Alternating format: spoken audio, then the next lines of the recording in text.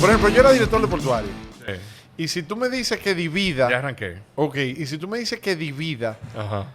en un pastel de un 100% las llamadas, las visitas, las solicitudes de cita que me hacían para tratar temas de puertos, barcos, navegación, temas marítimos, yo te pudiera decir que quizá un 15, un 10%.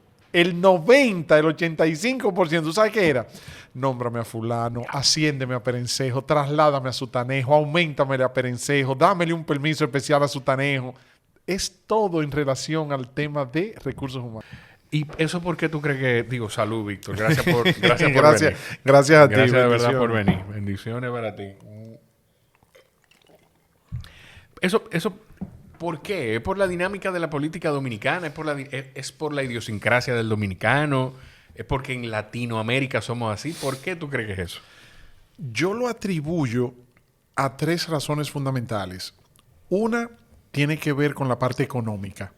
Ajá. La mayoría de los dominicanos y dominicanas ven el servicio público, las funciones públicas, como una vía más expedita, más rápida para poder obtener cualquier tipo de solución a cualquier problema que tenga. Sí. Si una persona está desempleada, si una persona necesita un apoyo, si una persona tiene cualquier necesidad, tú ves que primero se va a que yo tengo un amigo, un cuñado, un primo, un padrino que es general, que es policía, que está nombrado en tal sitio, Sí. antes que al ejecutivo que está en la empresa privada que puede ayudar con tal o cual cosa. Es algo cultural. Segundo, tiene que ver también con la parte histórica. Cuando tú analizas la tradición histórica del país, las personas que han ocupado funciones públicas tienen más anécdotas que contar sobre cómo fulano yo le agradezco que me nombró, fulano yo le agradezco que me ascendió, que me reconoció, que me aumentó el sueldo, que me dio un permiso para un horario especial para yo estudiar. Entonces, desde el punto de vista histórico, desde el punto de vista cultural y desde el punto de vista económico, creo que son las 3 razones que motivan a que siempre se busque el auxilio, el apoyo en el servidor público, en el funcionario público. Sí, es mucho de... Es mucho de eso. Es mucho de eso. ¿Tú te sabes la anécdota de Trujillo y Arturo Logroño? No. Arturo Logroño era canciller en el gobierno, de la dictadura de Trujillo. Y entonces él era un hombre de una contextura física un poco robusta. Tenía hueso grueso. Para no hacer bullying y decir que estaba en sobrepeso porque yo sufrí eso y yo sé lo que es eso. Sí. Pero digamos que él era un poco relleno. Sí. Y entonces dicen que tenía una situación de una hipoteca de su casa y que necesitaba un favor, un auxilio económico de parte del jefe. Y que entonces Trujillo lo recibe un día y le dice: canciller, tengo aquí un sobre con un cheque que puede salvar el tema de la hipoteca que usted me ha solicitado. Y aquí en esta otra mano tengo mi amistad. ¿Cuál de las 2 manos quiere usted que yo le dé? Abráceme, jefe, abráceme. Sí, yo creo que a ti mismo te escuchabas ese cuento. Entonces, Claro que sí, hay muchas anécdotas, hay muchas situaciones que la gente... ¿Cómo es, Víctor, que tú... ¿Qué tanto de eso? Porque la verdad es que de alguna forma tú eres casi que un almanaque humano con esas anécdotas. Entonces, yo no sé qué tanto es de mucho leer o qué tanto es de mucho escuchar de tu papá y de los círculos políticos en los que tú te has movido. En Brands Avenue son los retailers autorizados de Diesel, True Religion y La Martina. Y si te gustan las camisas La Martina, tienes que probarte uno de sus jeans. Conoce la gran variedad que tenemos en los size del 30 al 40 en nuestra página de Instagram o visitando también la página web. No dejes de venir a nuestra tienda en el sótano de Almacenes Unidos de la Sarasota. Cada vez que vayas a Brands Avenue, asegúrate de decir que lo escuchaste aquí, en Jorge Chalhub Podcast. Yo intelectualmente te confieso que me he nutrido de 5 fuentes de sabiduría. La primera es mi padre. Desde niño, mi padre me pedía que le dictara diferentes apuntes que él hacía a mano para entonces pasarlo a sus libros. Entonces él tenía una maquinilla, una máquina de escribir. En esa época no habían computadoras. Entonces mi papá era taquígrafo y él me enseñó taquigrafía. Y entonces él, cuando escribía, con sus notas, con sus apuntes de taquigrafía. Entonces yo lo leía de su libreta y se las iba dictando mientras él iba escribiendo en su máquina de escribir. Entonces eso hacía que cuando yo le dictaba lo que él anteriormente había escrito, me surgían preguntas. Claro. Entonces yo le decía, papi, ¿y quién es fulano? ¿Y quién es Perencejo? ¿Y por qué esto? ¿Y por qué lo otro? Entonces, sin darme cuenta, y él lo aprovechaba, él entonces modificaba su redacción porque así como yo me hacía esas preguntas, él entonces se ocupaba de que la historia fuera más robusta, amplia. más amplia, exacto. Claro. Número 2, porque mi padre me inculcó desde muy niño el hábito de la lectura. Y entonces me hacía leer los clásicos, me hacía leer libros de historia. La historia siempre me ha apasionado mucho, creo que los genes, porque a mi papá también. Y entonces ya después en mi vida personal, ya un poco más en mi adolescencia, en mis estudios y como adulto, yo tuve 3 fuentes de sabiduría muy importantes. Yo viví en el Vaticano, porque mi padre fue embajador allá en el Vaticano, entonces yo tuve el gran privilegio de compartir con mi padre también, conocer a San Juan Pablo II, a la curia, y entonces estudiar allá. Entonces la ventaja es que cuando tú estás en la escuela, a ti no te hablan de que los cristianos eran perseguidos y entonces tenían que esconderse en las catacumbas. Te decían, vengan, vamos aquí. Entonces, miren, las catacumbas, ustedes ven esto, por aquí era que los cristianos, ustedes ven que crucificaron a Pedro con la cabeza para abajo porque él decía que no era digno de ser crucificado igual que Jesús. Miren, aquí fue que lo crucificaron. Donde apedrearon a Esteban, cuando Pablo, y entonces la puerta de Damasco, y toda esa historia de también del Imperio Romano, lo que era el Senado, lo que era el Coliseo. Entonces me fui nutriendo y también le agradezco mucho a Dios y a mi padre, porque entonces después yo también me fui formando al lado de personas intelectuales como mi gran maestro, que fue don Álvaro Arbelo Hijo. Claro. Pero yo también tuve la oportunidad de conocer y trabajar con don Freddy Verasgoico y con don César Medina, y también con mi profesor en el Instituto Dominicano de Periodismo, don Salvador Pitalú Anibar, y el profesor Adriano de la Cruz. Entonces ellos me hacían muchas anécdotas. Y entonces una gran ventaja, papá participaba en muchas peñas y yo siempre lo acompañaba. Por ejemplo, papá participaba en unas peñas que eran los domingos en la mañana en el periódico Hoy, con don Cuchito Álvarez, don Ubi Rivas, don Velázquez Mainardi y una serie de personalidades, don Papi Álvarez Castellanos. Intelectuales todos. Y entonces yo oía. Y entonces papá me decía, yo te llevo, pero con una condición. Lleva tu libreta, anota y tú me preguntas todo cuando salgamos, pero no hables delante de esa gente, ni interrumpa. Sí, porque también eran otros tiempos. Por ejemplo, él me decía, los muchachos hablan cuando las gallinas hacen pipí. Sí. Y entonces yo le decía, papi, ¿y cuándo las gallinas hacen? ¡Nunca! Sí. Entonces agradezco todo eso, tú sabes. Y una fuente de sabiduría también muy importante en mi vida fueron 2 personas que yo me considero privilegiado de haber podido conocer y tratar y preguntarle mucho. Oye, tan temprano en el episodio, vamos a caer aquí, dale. Al expresidente Joaquín Balaguer. Yo sabía. Y a don José Luis Corripio Estrada, don Pepín. Wow. Entonces imagínate, yo tengo un compadre mío, Luis González. Mi compadre me dice, compadre, la verdad que usted tiene que darle muchas gracias a Dios, porque usted sabe lo que usted tiene a su papá en su casa, a Balaguer en la Máximo 25 y a don Alvarito en la emisora, y usted compartir, y entonces también tener el privilegio y el lujo de poder llamar a don Pepín o visitar a don Pepín, pues don Pepín yo siempre lo he consultado mucho. Qué bien, qué bien. Esto, te escuché decir de la vida en el Vaticano. El embajador en ese momento, no sé si hoy es así, vivía dentro del Vaticano o vive dentro del Vaticano. No dentro, pero prácticamente hace su vida en el Vaticano. El Vaticano es el estado más pequeño del mundo. Sí. Pero imagínate, papá se levantaba y yo iba para el colegio, y entonces cuando yo salía del colegio me iba con papá a los archivos vaticanos y a la Universidad Gregoriana. Entonces ahí hay documentos desde hace 1500 años, las bulas papales, los documentos, las cartas, las encíclicas. Y entonces todo eso yo lo veía y yo lo aprendí con papá y fui conociendo todo eso. Entonces una ventaja que yo tenía también era que por lo general a quienes designan como embajadores en el Vaticano son personas ya longevas, en una edad avanzada. Pero papá fue precoz, papá fue muy joven prácticamente en todo. Entonces fue embajador en el Vaticano con 42 años y yo tenía 5 años. Entonces cuando hicieron la ceremonia de presentación de cartas de credenciales, todavía se mantiene así, el protocolo es con la familia. Entonces, cuando el Papa me ve entrar con papá y con mi mamá y mis hermanos, dice, wow, por fin niños en el Vaticano, porque los otros embajadores de los otros países no tenían niños. Y entonces me agarraba los buches. Entonces yo tenía una especie de licencia de corretear en la Capilla Sixtina. Todavía un privilegio más grande. Entonces, papi y mami con los ojos, tú sabes.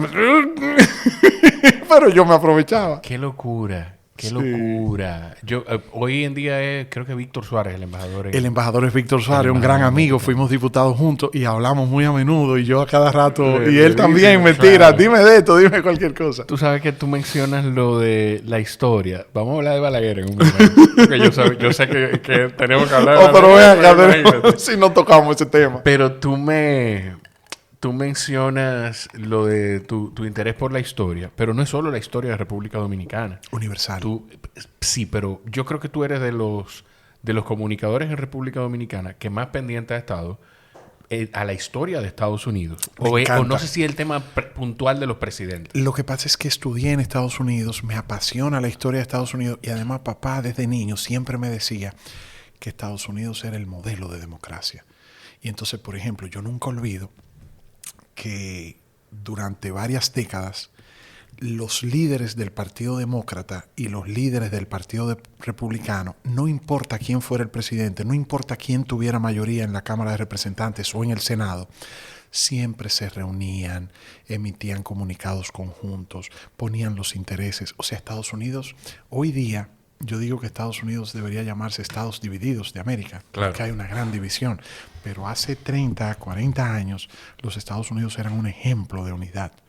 Yo nunca olvido, por ejemplo, que en medio del atentado a Reagan, yo estaba en Washington, porque mi papá en ese momento estaba haciendo unos trabajos en la OEA, y nosotros vivíamos a cuadra y media del hotel donde atentaron contra la vida del presidente Reagan. Saliendo de un evento. Exactamente. Bueno, esa fue la última vez que un presidente de Estados Unidos sale de un lugar al descubierto. Fíjate que nunca después de ese atentado, porque fueron medidas que tomó. Por ejemplo, después del asesinato. Porque creo que ahí no es. Dios mío, se me escapó el nombre de Kennedy. John Fitzgerald Kennedy. No de John, del hermano. Robert Kennedy. De Bobby Kennedy. De Bobby Kennedy. Papá del hoy secretario de Salud de Estados Unidos. Que donde lo asesinan es saliendo por la cocina de un hotel. Sí, pero en este caso los norteamericanos le llaman outdoors, al aire libre. Sí. O sea, por ejemplo, después del asesinato de Kennedy, nunca has visto, y creo que no se vuelve a ver, a un presidente de los Estados Unidos transitando en un vehículo descapotable. Claro. Después del atentado a Reagan, nunca se ha vuelto a ver, y creo que no se volverá a ver, a un presidente de los Estados Unidos saliendo de un edificio o saliendo de una actividad outdoor, al aire libre, expuesto al aire. Fíjate que siempre entran o por el parqueo subterráneo o le hacen una especie de cobertura a donde ellos van a transitar para quitarlo de la vista de cualquier atentado. Hay una historia que es uno de los puntos de inflexión en la historia del podcasting en el mundo. Con WTF, What the Fuck, el podcast de Mark Maron, que fue uno de los primeros que puso todo este tema de moda. Y es la llamada que le hacen de la Casa Blanca para decirle, mire, queremos saber si usted estaría interesado en entrevistar al presidente de los Estados Unidos, a Barack Obama. Dice, claro que sí, díganme cómo hacemos, ustedes arreglan el tema de los tickets aéreos, lo hago yo, ¿cómo le hacemos? Y él dice, no, el presidente va a ir donde usted. Y Barack Obama fue al garaje de Mark Maron, que era donde él hacía su podcast. Pero Maron hace la historia, primero de cómo sus vecinos tuvieron que darle espacio al servicio secreto para el tema de los snipers y todo esto. Pero además de una especie de cúpula que montaron en el driveway, en la llegada al garaje de Maron. Mira, no lo había conectado con eso, pero probablemente es precisamente para que no se desmonte en un lugar tan expuesto al aire libre. Claro, fíjate que cuando Barack Obama, la noche de la elección, creo que fue el 4 o el 5 de noviembre del 2008, cuando Obama ya es proclamado como presidente electo, ya después de ser cerradas las urnas de votación, y entonces se proyecta su triunfo, cuando él sale a la multitud que estaba en el parque del centro de Chicago, por la parte de atrás, él nunca se le vio caminando. Él salió directamente al podio y caminó con su esposa y con sus hijas y después con Joe Biden y Jill Biden. Claro. Pero siempre cubren a los presidentes. Sin embargo, fíjate que cuando Donald Trump fue candidato y le hicieron el atentado, él estaba outdoor, Claro, o sea, estaba al aire libre. Fíjate que ahora, lamentablemente, el asesinato de Charlie Kirk, él también estaba al aire libre. O sea, los norteamericanos tienden a hacer una burbuja, un cover-up, una base que no se permita ver el desplazamiento de los presidentes. Que probablemente en el momento en el que están más vulnerables. Me acordé de eso, pensé en lo de Bobby Kennedy, conectándolo con el tema del aire libre, como era candidato, era un Kennedy más. Sí. Pero también pensando en Donald Trump como candidato, entonces no necesariamente pasa con los aspirantes. Entonces, claro. es más que Sin nada... embargo, con Trump, quizás por su personalidad, quizás por su forma, por su carácter, pero estoy seguro que el servicio secreto, porque aunque él era candidato, ya era un former president, o sea, era un expresidente, tienen que haberle hecho alguna recomendación, pero claro, ya eso también es parte. No es lo mismo un presidente en ejercicio que un expresidente. No, ni es lo mismo un presidente que Donald cualquiera Trump. que Donald Trump. Sí mismo. Pero te hablaba de la unidad, de cómo antes, te mencioné, por ejemplo, el caso del atentado al presidente Reagan. En ningún momento se visualizó a ningún funcionario del Poder Legislativo, del Poder Ejecutivo, ya sea, digamos, una persona que tuviera diferencias con él a lo interno del Partido Republicano ni del Partido Demócrata, tomando acción o sea, fue un ejemplo de unidad y de solidaridad, pero también con ciertos otros temas que a lo largo de lo que ha sido el desarrollo de la política en Estados Unidos siempre se ponían los intereses. Aquí también, sí. El doctor Balaguer, el doctor Peña Gómez, el profesor Juan Bosch, el licenciado Magluta, dieron cátedras de poner los intereses nacionales por encima de sus intereses particulares. Hay un ejemplo que la juventud en un momento me hacía verlo como que Peña Gómez se dejó engañar y se dejó engatusar. Y después entendí, y fue reciente, que hice ese ejercicio de entender. Y creo que el símil de lo que ha sucedido con Venezuela, incluso en las últimas elecciones, me hizo conectar con eso.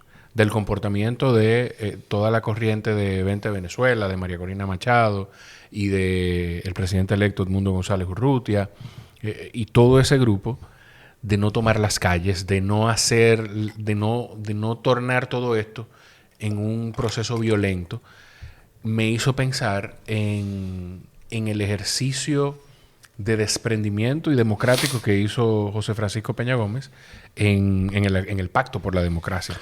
Pero no le resto mérito porque es tal cual tú lo acabas de señalar y yo lo apoyo en un 100% porque fue una actitud de desprendimiento, fue de poner los intereses personales. Tenía toda la capacidad de decir, vamos para la calle y quizá estuviéramos peleando todavía. Pero también se dejó engañar.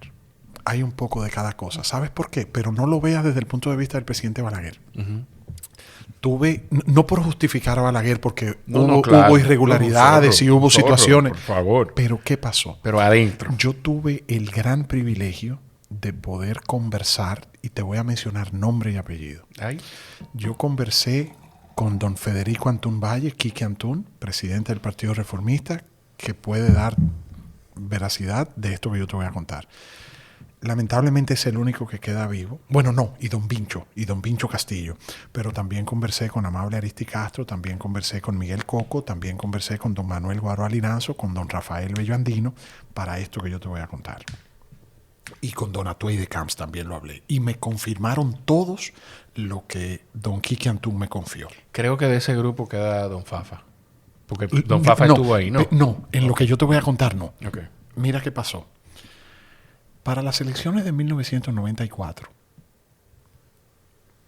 Peña Gómez hace un acuerdo con Fernando Álvarez Bogar para llevarlo como candidato a la vicepresidencia. Después de esas elecciones, con la diferencia política en el momento muy caldeado, mucha tensión, viene la crisis postelectoral, la denuncia de fraude, el pacto por la democracia que se firmó el 10 de agosto del 94. Pero, ¿qué le pasó a Peña Gómez? Balaguer le propone a Peña Gómez que sustituya a Fernando Álvarez Bogar como candidato a la vicepresidencia para las elecciones del 96. Y le mandó a decir con Quique Antún que si sustituía a Fernando, él se iba a mantener neutral y iba a permitir que Peña Gómez ganara.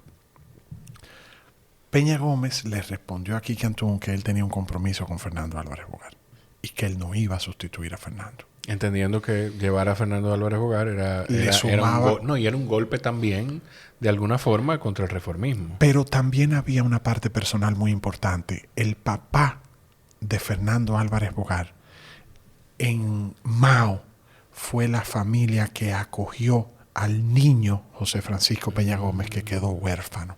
Tú ves, yo no, ese dato yo no Sí, lo tenía. don Humberto Bogar. El papá de Fernando Álvarez Bogar fue la casa donde Peña Gómez se formó desde niño y estudió y aprendió mucha de su educación. Entonces Peña sentía un gran agradecimiento y emocionalmente muy conectado con Fernando y con esa familia. Entonces Balaguer le dijo a Quique que le hiciera saber a Peña su rechazo a que Fernando fuera el candidato a vice. Peña lo mantuvo y entonces viene la crisis. Entonces, para las elecciones del 94 hay que resolver y se negocia el Pacto por la Democracia.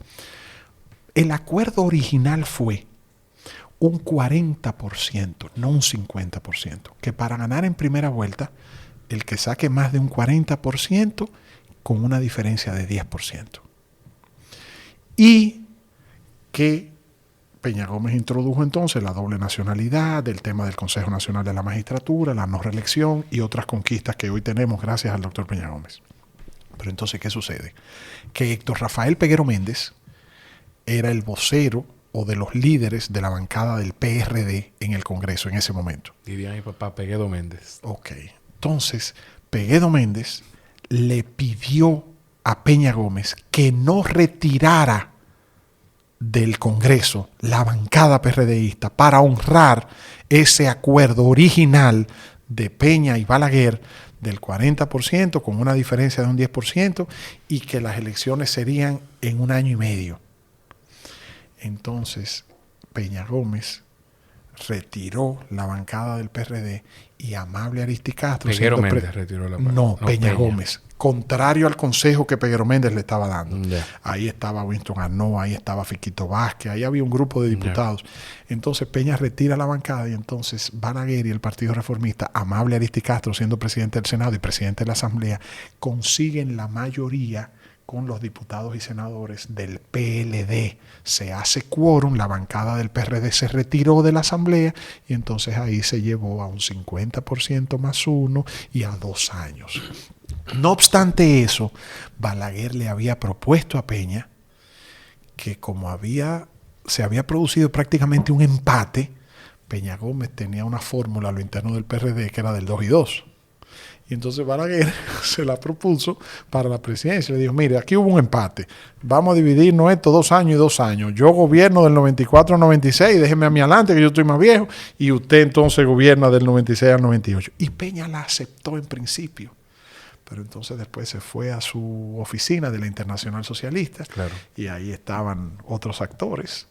Usted no puede permitir eso bajo ninguna circunstancia. Así, no, usted no puede entrar a la presidencia de la República por la puerta de atrás. Hay que convocar elecciones de nuevo.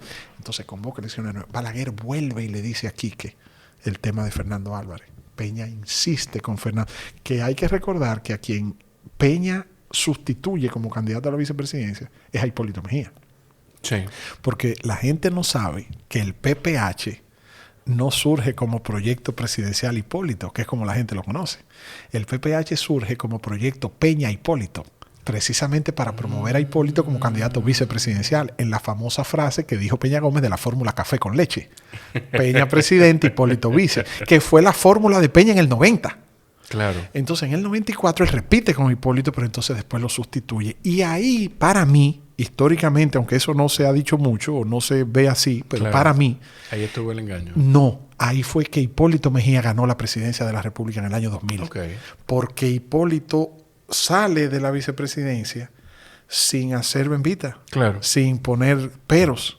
Y entonces eso yo creo que lo catapultó a que el PRDista lo veía lo vio como una persona Como la opción de conciliación conciliación y que y no le secretario. hizo oposición a que Peña lo sustituyera como candidato vicepresidencial, y de ahí se proyectó para el año 2000. Pero entonces, el engaño que tú ves, lo ves en el momento en el que Peña se mueve a la Internacional Socialista. De no aceptar los 2 años y los 2 años sin necesidad de elecciones, número uno, de no permitir, o de, mejor dicho, no llevarse del Consejo de Peguero Méndez y permitir que la bancada del PRD se retirara para que entonces los PLDistas y los reformistas modificaran lo pactado originalmente Sí, en el acuerdo a sí. su propia conveniencia, y ahí el PLD salió mayormente favorecido. Y también en el tema de su compromiso personal o Claro. su decisión de mantener a Fernando Álvarez Bogar por encima de todo. Pero entonces, ¿él se saboteó o un grupo o hay quienes lo sabotearon? Doña Peggy me dijo un día, yo también le preguntaba mucho a Doña Peggy al Claro. respecto. Yo le dije, Doña Peggy, una persona, este nombre sí me lo voy a reservar por delicadeza, pero Doña Peggy sí se lo dije. Doña Peggy, me dijo fulano de tal, que él cree, una persona muy allegada al doctor Peña Gómez, que está vivo, fue una persona muy cercana a él durante muchos años, que en el fondo él piensa que Peña le tenía miedo a ganar la presidencia y a lograr su objetivo. Y doña Peggy me dijo, Víctor, no es que él le tuviera miedo, pero sí, yo te confieso, me dijo su propia esposa, su viuda, me dijo, sí te confieso que independientemente de las situaciones políticas y de los fuertes golpes políticos que él recibió, también pesaba mucho en él la parte humana, la parte emotiva. No me utilizó la palabra frustración, Claro. pero yo lo deduje de lo que ella me quiso decir, basándose quizás en todo lo que ha sido su vida de sacrificio, de enfrentar situaciones, de lo que a una persona común y corriente en la política le costaba un paso, a Peña le costaba 2, 3, 4, la discriminación, el racismo. Hubo mucha, o sea, a Peña fue el político dominicano más vilipendiado, más calumniado, más golpeado, y emocionalmente era humano. Claro. No hay forma de que eso no le afectara. Claro, claro. Mira, yo no había escuchado esa perspectiva de esa situación. Hay ¿verdad? un psicólogo que escribió un libro haciendo un análisis psicológico de Joaquín Balaguer post-mortem, o sea, posterior. Él nunca trató a Balaguer como paciente, pero Balaguer fue una figura pública. Claro. A mí me encantaría ver un ejercicio similar a ese con el doctor Peña Gómez. ¿Por qué? Porque yo creo que Peña Gómez fue un gran ejemplo de superación, de resiliencia, pero creo que desde el punto de vista humano, analizar psicológicamente los embates y los fuertes golpes que tuvo que resistir, da una gran enseñanza para futuras generaciones. Claro, claro. Sobre Estados Unidos, porque no siempre uno tiene la oportunidad pues, de tener este tipo de conversaciones con alguien que está tan al pendiente de la dinámica histórica de ese país. Pero todavía hoy hay, yo no sé qué tanta oscuridad hay en torno a la muerte de Kennedy. Wow. Porque, ¿Qué tema me pusiste? Sí, Mi hijo Edwin, ahora mismo, viendo esto, tiene que decir, wow. ¿Te leíste a Oliver Stone? Sí, la película. No. Para mí uno de los temas... Mira, hay 3 temas históricos para mí muy fascinantes. Y tienen que ver con 3 asesinatos. Uh-huh. El asesinato de Julio César en los idus de marzo, en el suelo, en el piso del Senado, cuando hasta tú, Brutus, lo que fue la traición. El asesinato de John Fitzgerald Kennedy el 22 de noviembre de 1963 y el asesinato de Enrique Camarena, de Kiki Camarena, el agente de la DEA en México, en Guadalajara, el 7 de febrero de 1985. Esos 3 asesinatos, históricamente, para mí, yo creo que ningún otro hecho histórico yo le he dedicado más páginas de lectura, más horas de documentales, más anécdotas, buscando documentos en la web y todo, porque son 3 aspectos de la historia que me apasionan mucho desde niño. Desde niño, porque yo tenía... ¿Qué tú sientes que conecta esos 3 episodios históricos? Yo fui militar. Uh-huh. Y el tema de Julio César, la muerte de Julio César, tiene implicaciones políticas económicas, culturales y militares. Porque una de las acciones de la trama para matar a Julio César fue que quien fungía prácticamente como su mano derecha y que era Marco Antonio, que era, digamos, su jefe, su jefe de seguridad. O sea, si Marco Antonio hubiese estado en el Senado o entra con Julio César al Senado, no pasa. Okay. Porque Marco Antonio no hubiese permitido que los senadores entraran un arma al Senado y además hubiese defendido a Julio César. Entonces, parte de la estrategia fue retener a Marco Antonio fuera del Senado. Pero también todo lo que tiene que ver con la trama. Bruto era su hijastro. Él crió a Bruto. O sea, era por eso la expresión hasta tú, Brutus. Sí. Pero también tiene una implicación histórica y cultural de la política. En política, si tú analizas, Jorge, y en muchas áreas de la vida, pero sobre todo en la política, que es lo más público, quien te traiciona, quien te clava el cuchillo, quien te desacredita, quien te difama, quien te calumnia, ¿Quién te falla? quien te falla, son las personas de tu círculo más Sí, íntimo, no tus enemigos. Porque los enemigos ya tú sabes que son enemigos tuyos. Tus adversarios tú sabes que tú los tienes enfrente. Entonces, papá siempre me hablaba de esa situación. Yo me leí, por ejemplo, de niño una novela, Yo, Claudio, muy famosa. Y mucha historia que tiene que ver con el asesinato de Julio César. Kennedy, por una razón muy sencilla. Mi papá admiraba a Kennedy, el presidente más joven de Estados Unidos, el presidente, un líder joven de la época. Y además, porque mi padre me dijo siempre cuando yo era niño, pero no lo comprendí hasta el ataque a las Torres Gemelas en el 2001. Papá siempre me decía, toda mi generación recuerda dónde estaba y qué estaba haciendo cuando se enteraron de la muerte de Kennedy. Claro. Y entonces a mí me sorprendía eso, pero ¿y por qué se acordaban? ¿Y por qué se acordaban? Entonces, toda mi generación, la tuya y la mía, nos recordamos dónde estábamos y qué estábamos haciendo cuando nos enteramos del ataque a las Torres Gemelas el 11 de septiembre del 2001. Y entonces el asesinato... Hay quienes se recuerdan, yo estoy seguro que mucha más gente recuerda qué estaba haciendo con el evento de las Torres Gemelas que con la muerte de Osama Bin Laden. Claro que sí, pero mucha más. gente. Y en el caso también local, yo recuerdo también algo que me impactó, el huracán George. El George. Pero también la generación anterior a nuestros padres recuerda a San Zenón. Claro. Y más para y atrás, el David. y el terremoto en Agua. Exacto. Y yo creo, tristemente, que esta generación o esta época vamos a recordar todos el 8 de abril. También, por el tema de Jet Set, la tragedia de Jet Set. Pero con el caso de Enrique Camarena y de Quique Camarena, lo recuerdo, yo era un niño, porque me llamó poderosamente la atención la tensión entre el gobierno de la Madrid, entonces presidente de México, y el presidente Reagan de Estados Unidos, que nunca olvido, yo vi al presidente Reagan dar una rueda de prensa diciendo que enviaría al vicepresidente Dan Quayle, que era el vicepresidente de Reagan, para viajar a México, a Los Pinos, a entrevistarse con el presidente de la Madrid, por un médico que habían secuestrado de México, que lo habían llevado para Estados Unidos y lo habían sometido por el tema del asesinato de Quique Camarena. Y entonces ahí se involucran diferencias de intereses entre las agencias, porque el asesinato de Quique Camarena no fue solamente el asesinato de un agente de la DEA. Ahí estaba el tema de los Irán-Contras y el coronel Oliver North, porque se dice que había un acuerdo entre la CIA, que Bush padre, que posteriormente fue presidente del 88 al 92, era vicepresidente de Reagan, había sido director de la CIA. Y entonces el National Security Advisor era un hombre muy cercano a Bush.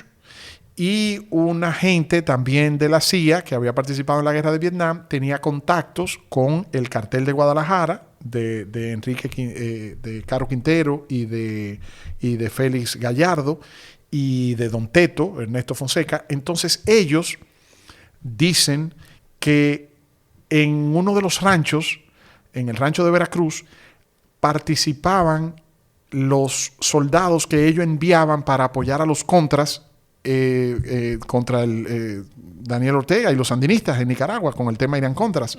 Y también desde ahí salían las armas y que se financiaban con el dinero del narcotráfico. Entonces ahí hay una tela de araña y una historia muy, muy, muy compleja, tipo la conspiración de Kennedy. Sí. Que de hecho, tú dices la palabra conspiración y me parece que el término de teoría de conspiración Nace de ahí. nace de Sí. ahí para desacreditar cualquier teoría que se tejiera en torno a Kennedy. Totalmente. Tú sabes que para mí a Kennedy lo matan por una conspiración. Yo nunca he creído que Oswald fue el único francotirador. O sea, ¿tú sí crees que Oswald fue uno de los tiradores? Uno de ellos, claro que sí. Que Pero evidentemente hubo más de uno. evidentemente, y además, y para los que no me creen o para los que quieran edificarse mejor, les recomiendo, como tú señalaste, la película de Oliver Stone que se llama JFK. Yo tengo que verla. Sí, Yo pero no la he sin visto. embargo, el video de Zapruder, la película de Zapruder es que el tiro le entra por el frente y se ve cómo lamentablemente, lamento decirlo, Sí, le sí, explota sí. el cerebro y salpica de sangre a su esposa Jackie, Jackie, claro. que va del lado de ella. Y entonces el agente Klink, que es el que corre para ella rescatar parte del cerebro que se le voló y después él tirársele arriba para protegerlo, pero ya era tarde, se ve evidente que el tiro le entra por el frente y además había una verja, una cerca desde donde hace. Y la película de Zapruder es que lo muestra porque la conspiración no estaba contando con que Zapruder iba a estar grabando. Claro. Claro. Entonces eso es evidente. Y se ve, y entonces también ahí nace la teoría de la bala. de la bala curva. mágica, La porque bala- el gobernador Connelly y todas las curvas. Pero ojo con algo también.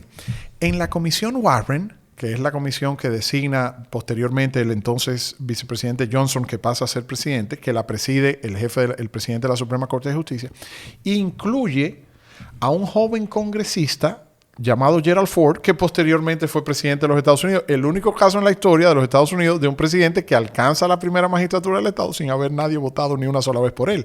Porque Spiro Agnew era el vicepresidente de Nixon, renunció como vicepresidente por unos escándalos de corrupción y entonces el Congreso designa a ese congresista Gerald Ford como vicepresidente de Nixon. Y cuando después Nixon Nixon, por otro renuncia, escándalo. sube Ford y entonces después creo que a Rockefeller. Entonces a Rockefeller sube como vicepresidente de Ford. Pero entonces, ¿quién tú crees que mató a Kennedy? ¿Quién piensas tú que...? Porque mira, hay quienes hablan de que hay un discurso que es que terminó de... que terminó... No es el discurso de Kennedy, perdón. Sí, claro. Previo a cuando habló Kennedy... No, pero previo a Kennedy hay un discurso... ¿quién estaba antes de Kennedy? Eisenhower. Eisenhower es que habla de Vietnam. la industria armamentaria. Armamentista, claro que sí. Exacto, Claro la industria que sí. armamentista. Ya te habla respondiste tú mismo. Eisenhower. Te respondiste Exacto, tú mismo. ya. Mira, a Kennedy, para mí, la conspiración de matar a Kennedy surge de un cóctel. Un cóctel. De cosas. Lo que los jefes militares consideraron su mano blanda contra el comunismo En la por bahía de no Cochinos. solamente en la bahía de Cochinos, sino también por la crisis de los misiles. Ah, claro. Entonces, Claro, sí, entonces sí, sí. Kennedy, Que en la Bahía de Cochinos lo que sucedió fue que él decidió no mandar el apoyo aéreo. El apoyo aéreo. Porque ya esa operación de Bahía de Cochino, de Bay of Pigs, estaba aprobada desde el gobierno de Eisenhower, desde la administración anterior. Y se ejecutó sin Y los él jefes- estar al tanto. Entonces ahí fue que él dijo aquella famosa frase: la victoria tiene muchos padrinos, pero la derrota es huérfana. Y entonces le dijo al jefe, al Joint Chief of Staff, le dijo: a mí me eligieron por 4 años, entonces al que yo tengo que sustituir es a usted, pero su renuncia mañana a las 9 en mi escritorio. Entonces eso le granjeó una animadversión de parte de los jefes militares que eran más viejos que él y que consideraban que él era un muchacho que su papá, por ser un empresario rico, le había regalado la presidencia. Entonces, para mí el cóctel fue lo que los jefes militares consideraban como una posición muy floja, blandita, débil frente al comunismo. Tanto por el tema de Bay of Pigs, de Bahía de Cochinos, como por el tema de la crisis de los misiles y por vía de consecuencia su debilidad frente a Nikita Khrushchev y el Petit Bureau de Rusia. Ok, 1. 2. La industria armamentista por su decisión de no ir a Vietnam y de retirar las tropas de Vietnam. 2. 3. Kennedy gana la presidencia de Estados Unidos por el más estrecho margen que jamás se ha visto en la historia hasta el año 2000, cuando vino el lío de Al Gore y Bush hijo con el tema de los votos electorales de Florida. Exacto.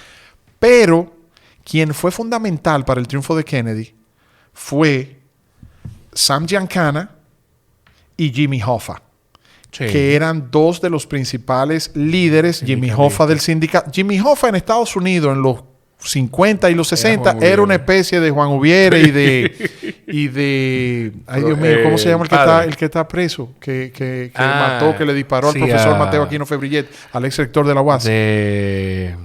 Ay, Blas Peralta. Blas Peralta. Blas Peralta. Sí. Jimmy Hoffa era en Estados Unidos el jefe de los sindicatos de los camioneros. Te paralizaba el país con los camioneros. O sea, eso que estamos viviendo, ya gracias a Dios no lo... Pero hace unos años nosotros vivimos aquí lo que Estados Unidos vivió en la década de los 50 y 60 con Jimmy Hoffa. Entonces, los sindicatos de Jimmy Hoffa y la mafia que encabezaba Sam Giancana en Chicago fueron un apoyo fundamental para que Kennedy ganara la presidencia, motivado por el padre de Kennedy, don Joseph Kennedy, que había sido embajador en Inglaterra en el gobierno de Franklin Delano Roosevelt y que lo tuvo que destituir porque era pro-nazi. Él decía que Inglaterra tenía que negociar con Hitler y con los nazis. Entonces, eso le generó una fricción porque entonces Franklin Delano Roosevelt, en ese momento, presidente de Estados Unidos, tenía una posición neutral de Estados Unidos porque Estados Unidos no entra a la guerra hasta el ataque a Pearl Harbor. Entonces... Que ahí es que es con Roosevelt que Churchill establa a mitad. Sí, claro, que se hace la famosa cumbre donde está Stalin por Rusia, está Churchill por Inglaterra y está Franklin Delano Roosevelt por Estados Unidos. Perdón, lo que pasa es que me emociona porque quiero aprovechar. Claro, entonces Kennedy, como te digo, su debilidad ante la política del comunismo, tanto en Cuba como en Rusia, crisis de los misiles, Bahía de Cochino y su pasividad frente a Fidel Castro, la industria armamentista por el tema de Vietnam, y entonces también el tema de que a lo interno de Estados Unidos tenía la situación que Bobby Kennedy, tú lo mencionaste ahorita, era su hermano, era el Procurador General de la República, el Secretario de Justicia, y entonces a Jimmy Hoffa, el líder de los sindicatos de los camioneros, y a Sam Giancana, jefe de la mafia de Chicago, que ambos habían apoyado a Kennedy para la presidencia contra Nixon, entonces vicepresidente. O sea, ellos se echaron en contra al entonces vicepresidente, que era Nixon, que era vicepresidente de Eisenhower, para apoyar a este joven senador de Massachusetts. Porque Joseph Kennedy, el padre de Kennedy, entonces ellos se sintieron traicionados porque Bobby Kennedy le hizo unas audiencias y los quería meter preso y lo estuvo investigando. Y Kennedy compartía una novia con Sam Giancana. Espérate. Kennedy compartía una novia con Sam Giancana. Eso está documentado. Ella era la que iba y venía desde Chicago. Ella amanecía en hoteles con Sam Giancana y volaba a Washington y amanecía y compartía con el presidente Kennedy en la Casa Blanca. ¡Qué locura! Así es. ¡Qué locura! Pero entonces, en todo ese proceso, bueno, pues matan a Kennedy. Y el otro Kennedy, que para mucha gente era el verdadero político, era el que de hecho fue quien de alguna forma lideró la campaña de su hermano. Fue el jefe de campaña de su hermano. Bobby. Sí. También lo matan. Sí. También lo matan. También lo matan después de ganar en California y ganar las primarias. Ya se estaba perfilando. Exacto. Porque él tuvo la ventaja política, vamos a llamarle así, de que Lyndon Johnson, en Estados Unidos, hay una enmienda con respecto a, después que Franklin Delano Roosevelt gobernó por más de 3 periodos, ellos establecieron que un presidente solamente puede reelegirse una vez y nunca más. Uh-huh. Entonces se establece que si un presidente no termina su mandato antes de los 2 años, ese mandato le cuenta históricamente al vicepresidente que lo sucede. Yeah. Pero si ha pasado de la mitad de su mandato, quedará registrado en el presidente anterior, asesinado. Entonces, Kennedy gana en el 60, toma posesión en enero del 61, lo asesinan el 22 de noviembre del 63, ya él tenía 3 años en la Casa Blanca. Entonces, el periodo que Lyndon Johnson como vicepresidente concluye del 63 al 64 no se le computa como el periodo de Lyndon Johnson, sino como el primer periodo de Kennedy. Claro. Entonces, Lyndon Johnson sí gana en el 64 la reelección, pero una reelección entre comillas, porque te repito. Claro. Entonces, Lyndon Johnson estaba facultado constitucionalmente para aspirar en el 68 al que sería un tercer mandato como presidente, pero el segundo mandato de él. Claro. Entonces, él renuncia a presentarse como candidato por el tema de las presiones sociales, la guerra de Vietnam, etcétera, el lío que se armó en la convención demócrata en Chicago casualmente con el alcalde. Con el alcalde y creo que en ese proceso es el tema de Malcolm X. Así es. Esa y el asesinato de Martin Luther King también. Sí, exacto. También y los Black y las Panteras Negras, claro. Y todo ese movimiento. Entonces, Bobby Kennedy aprovecha que Lyndon Johnson no se va a postular de nuevo y entonces ahí va ganando adeptos y ya él venía como senador de Nueva York y entonces él estaba increciendo su figura política. Claro. Entonces lo asesinan, entonces ahí es que posteriormente sale Nixon como candidato por el Partido Republicano, que fue una carta de abajo de la manga que sacó Edgar J. Hoover, que era el director fundador del FBI, que es que manda a buscar a Nixon, que estaba ya, dijo que no iba a participar más en política, porque había sido vicepresidente de Eisenhower 52-56 y 56-60, perdió de Kennedy la presidencia en el 60, pero después aspiró a la gobernación de California en el 62 y también la perdió. Y él se sentía perseguido por la prensa. Entonces, cuando perdió la candidatura, la gobernación de California en el 62, él dijo a la prensa que se busquen otro candidato a quien atacar, porque yo no vuelvo a participar en política jamás. Entonces, en el 68, a raíz de la muerte, el asesinato de Bobby Kennedy, queda un vacío político. Los demócratas no iban a ganar. Claro. Mondale, no fue Walter Mondale, fue... Sí, creo que era Mondale. No, fue Humphreys. Humphreys, pero que era... quien iba contra Nixon Bobby, era Humphrey. No. ¿En las internas no era Mondale? No, estaban compitiendo. Mondale fue vicepresidente de Carter y compitió con Reagan en el 84. Okay. Lo que pasa es que Humphrey fue el vicepresidente de Lyndon Johnson. Okay. Y entonces compitió con Bobby a lo interno de la... Pero al matar a Bobby, le quedó la candidatura a él como vicepresidente. Y no había forma. Entonces el Partido Demócrata no iba a ganar, no way. Entonces Edgar Hoover manda a buscar a Nixon y entonces Nixon es el candidato y ganó por un landscape en el 68. Iba a ir peor que al PLD con Abel. Ya lo sabe. Ya lo sabe. Entonces después ahí gana Nixon en el 68 y Bobby Kennedy entonces ya fue asesinado. Y después el otro Kennedy, que estaba proyectado para ser presidente, le fallaron, tuvo dos cálculos en contra. Primero, la muerte de su secretaria en Chappaquiddick, con el tema de que se fue por el puente, el carro, y fue un accidente, pero entonces duró muchas horas para reportar la muerte de su secretaria. Y el tema de que él aspiró en el 80 para enfrentar a Carter. Entonces, fue tan fuerte su oposición a un segundo mandato de Carter en el 80 que lesionó grandemente al Partido Demócrata y Reagan fue en coche. Entonces, muchos de sus advisors, de sus aides, de sus colaboradores y asesores más cercanos, entendían que él debió haber apoyado a Carter y no presentarse en el 80, sino en el 84, después de un segundo mandato de Carter. Ya. Y cosa de la vida, Reagan como republicano es quien se convierte en un conciliador, no solo para Estados Unidos, sino para el mundo. Para mí, uno de los mejores presidentes de Estados Unidos. Reagan es quien da el discurso en torno al muro de Berlín, ¿no? Claro que sí. Mr. Gorbachev, turn down this wall. Sí, claro que sí. Que Kennedy había dicho, I'm Machine Berliner. Yo también soy de Berlín, soy alemán. Pero lo que pasa es que el muro lo construyeron los soviéticos con Alemania Oriental y Alemania Occidental y el tema de Stalin y cuando ellos se distribuyeron a Alemania, pero después la Guerra Fría la ganaron evidentemente los americanos. Me surge esto, tiene algo que ver con algo de lo que tú dijiste. Con el lío de Florida con Al Gore y George Bush. ¿Estaba Roger Stone en esos? Sí, claro que sí. Y participó. Y fue determinante para que Warren Christopher, que era el canciller de Bush padre, y Jim Baker, Warren Christopher, era el canciller de Clinton y estaba defendiendo los votos de Al Gore. Jim Baker era el canciller de Bush padre y fue quien defendió los votos de Bush hijo.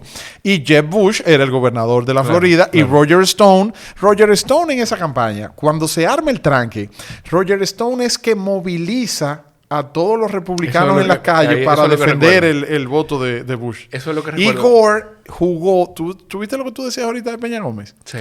Gore jugó esa misma carta en el 2000. Es verdad. Mira, sí, no lo había pensado.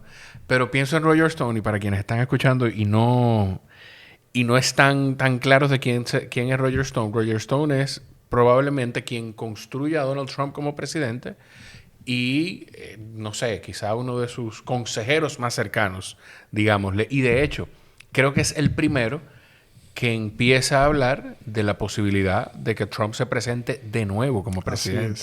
Como candidato a la presidencia. Así es.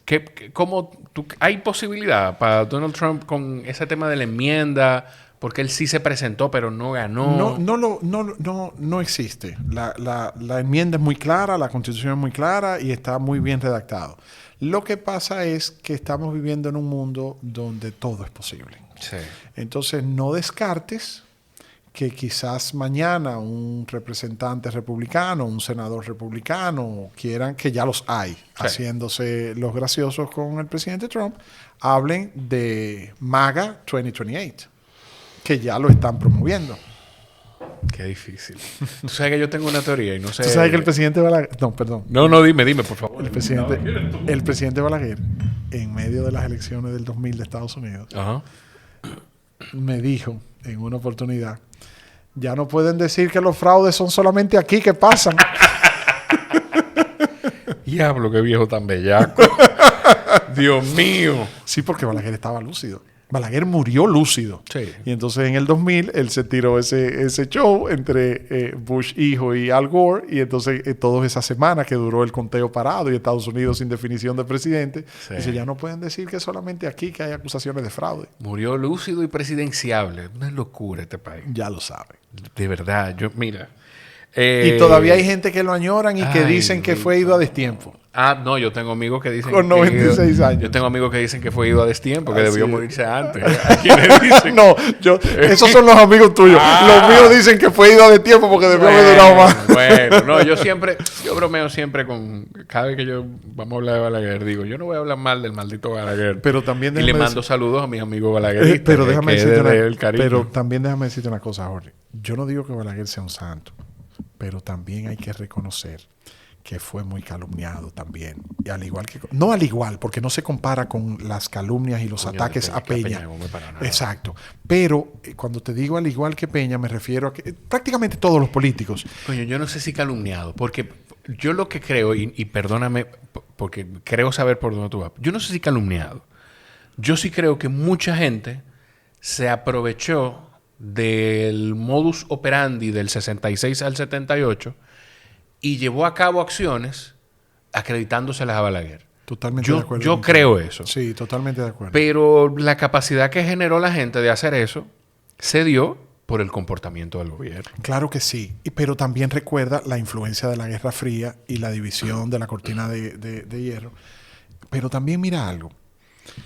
Hay algo que poca gente sabe. Quizás lo han olvidado, o la publicidad de la época promovía más, porque también los grupos sociales de izquierda en ese momento eran más simpáticos para la población que las acciones de los militares y de las fuerzas represivas de parte del gobierno. Eso no se puede negar.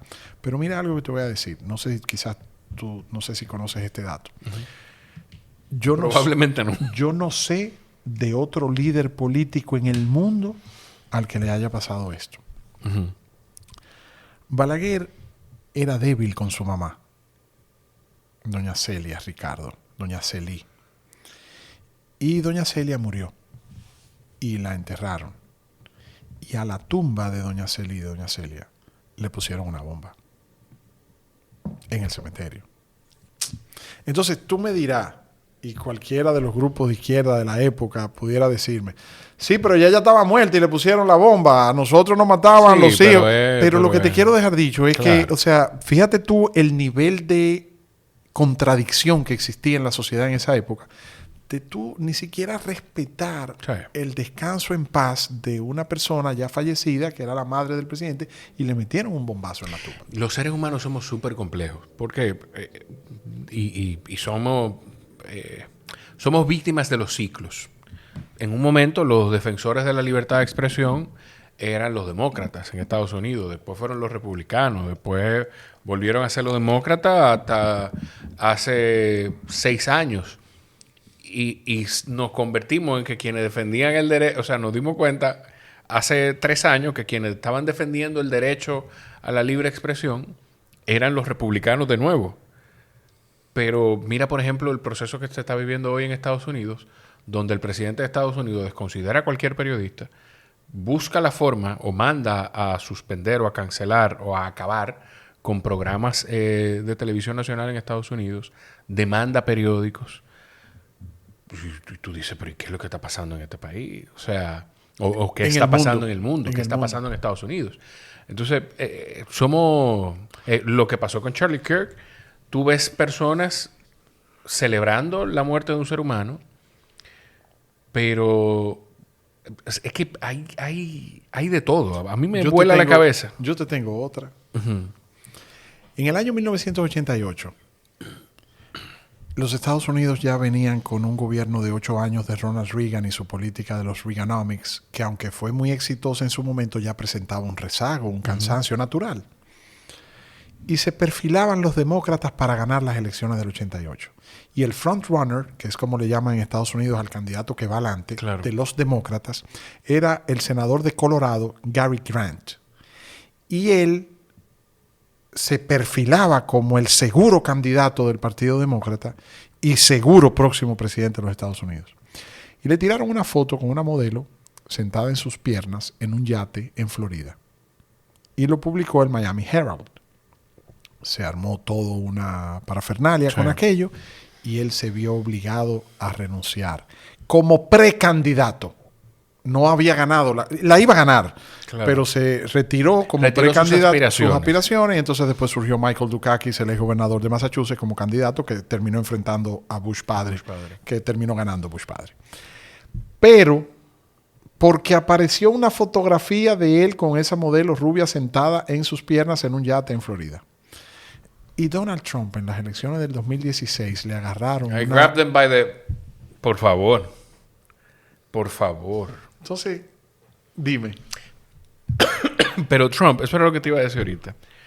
Trump es culpa de los demócratas. Y te voy a decir cuál es mi teoría. A ver cómo tú lo piensas. El Partido Demócrata se empeñó tanto en que fuera Hillary Clinton la aspirante, la candidata de ellos, que hicieron todo lo posible para primero desacreditar y después sacar de competencia a Bernie Sanders, que iba como fuerte favorito frente a Trump en las elecciones porque ya se perfilaba y se sabía que iba a ser Trump el candidato republicano. Yo no sé dónde estaríamos hoy si Bernie Sanders habría sido el candidato o el presidente del 2016 al 20 o al 24. Lo que yo sí sé es que no habría sido Trump el presidente de Estados Unidos. O yo creo. ¿Tú entiendes que si Bernie Sanders hubiese sido el candidato demócrata, yo creo que no habría forma de que Trump ganara esas elecciones? Mira, eso es lo que yo pienso. A mí me sorprende. Que fue saboteado desde adentro. A mí lo que me sorprende, evidentemente que Hillary sí recibió un sabotaje y un complot desde lo interno del Partido Demócrata y también con el tema de los mails y con el tema también del hackeo en Facebook y todo eso. Pero independientemente de eso, hay algo que a mí me sorprende y me llama poderosamente la atención.